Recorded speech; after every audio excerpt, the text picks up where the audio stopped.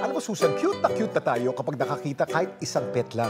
Ay, paano kapag pinagsama-sama yan sa isang lugar? What a treat ang trip ngayon ng ating dumb buddy na si Migs. Present siya sa ginanap na Pet Summit ngayon kung saan iba't ibang hayop ang bumibida. Migs, where na you?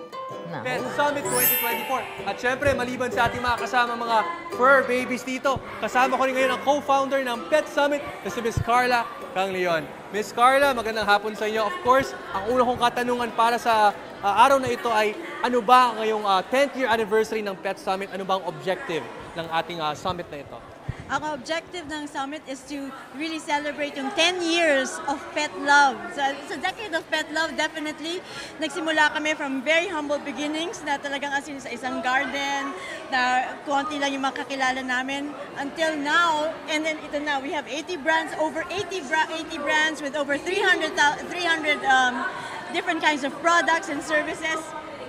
Makikita mo talaga the love of every Filipino here. Nakikita niyo yan. And of course, I would like to thank sa lahat ng mga tumating dito today. And of course, sa lahat ng mga, and of course sa inyo. Of course. For amplifying yung message namin. Okay. Miss Carla, kung hindi ko nagkakamali, day 1 ito, marami pa silang aabangan. Ano pa yung mga ibang aabangan nila sa day 2 at 3? Mga dalawang event na aabangan talaga nilang ating mga kapuso.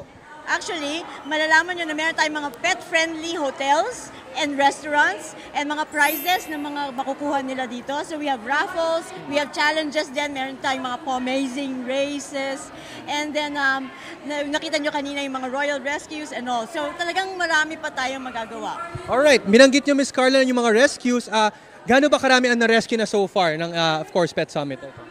Oh, actually, ang na-rescue ang mga animal welfare organizations namin ang nandito. So meron kaming Cara Welfare Philippines, Hound Haven, and of course, PAWS, di ba? So mga iba pa, Cats of Manila. So itong mga rescues na makikita natin na nandito ngayon, ay their own rescues talaga. And we are celebrating them because they are part of the family. Alright, yan mga kapuso. So wag niyo po kakalimutan, day 1 pa lang ito ng Pet Summit. Marami pa kayong aabangan dito sa Pet Summit. At syempre, sa Dapat Alam Mo. Back to studio, Kuya Kim, Mami Susan.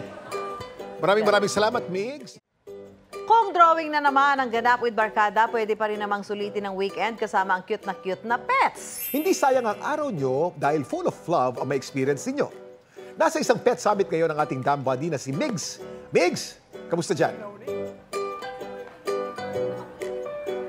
Hello, Kuya Kim, Mami Susan. Live na live pa rin tayo dito sa isang mall sa Parañaque kung saan ginaganap ang Pet Summit 2024. Siyempre, Kuya Kim, Mami Susan, ang dami na nangyari mga kapuso. Isa dyan, nagkaroon na ng pet blessing kaninang hapon at bukod doon, nagkaroon na rin tayo ng costume competition kung saan maraming mga rescue dogs kasama kanilang mga fur daddies at fur mommies ang nagbihes at talaga namang napakagara, matingkad ng kanilang mga costumes habang rumampa sila kanina on stage.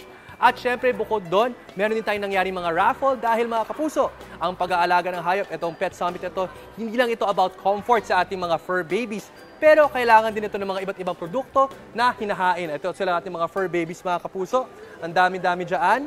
Siyempre, marami-raming dito mga kaakibat na mga produkto sa ginaganap na Pet Summit dahil ang pag-aalaga po ng pet ay hindi lamang siyempre fun.